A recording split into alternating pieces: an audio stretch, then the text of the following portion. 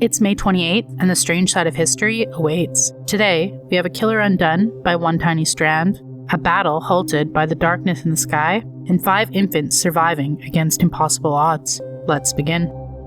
On May 28, 1936, a murder case in New York was solved by something almost too small to notice, a single horsehair.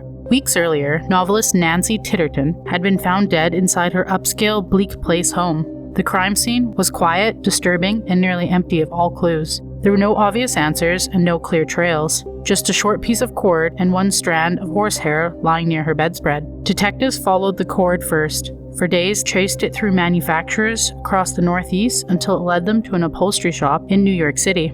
And that's when the second clue became impossible to ignore. The same shop had recently repaired a couch for the Titterton home. The couch had been stuffed with horsehair. One of the shop's assistants, 24-year-old John Fiorenza, had been there days before Nancy was killed. Even stranger, he was one of the men who later discovered her body when the repaired couch was returned. Police kept digging. He'd been late from work the morning of the murder. Then the detectives confronted him with the cord evidence. Caught off guard, he confessed, and at his trial, he claimed he had temporary insane, but the jury did not accept it.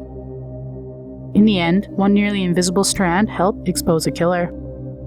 On May 28th, in the year 585 BC, 2 armies were locked in a brutal war against the ancient sky of Anatolia. For 6 years, the Lydians and the Medes had fought to control their land. Their kings had sent men into battle again and again. Now, the fighting had reached another violent clash. Then, in the middle of the battle, the sun vanished. What had been daylight suddenly turned to darkness. To the soldiers, it was a warning from the gods. And according to ancient historian Herodotus, one man may have known it was coming. The Greek thinker Thales of Miletus was said to have predicted the eclipse, making it one of the earliest recorded astronomical predictions in history. But the men in the battlefield didn't see a prediction, they saw an omen. Terrified by the darkened sun, both sides stopped fighting. Weapons were lowered, and the war ended, not with the final victory, but with fear. A peace treaty followed, a royal marriage sealed the agreement, and the Halys River became a border between 2 empires.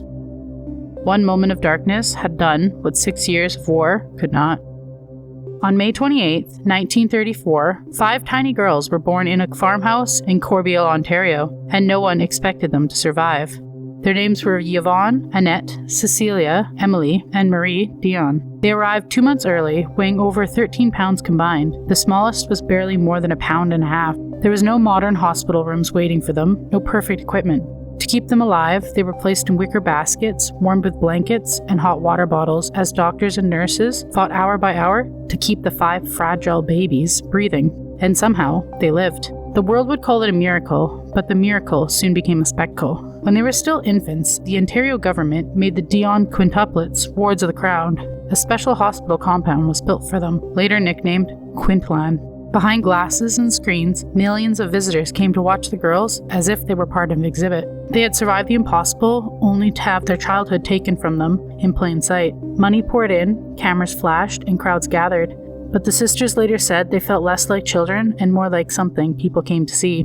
And decades later, the sisters fought for recognition of what had been done. And in 1998, Ontario apologized and paid them a settlement.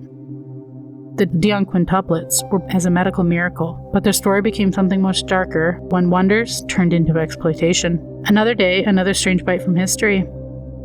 Like, comment, and subscribe. Your next eerie dose is just a day away.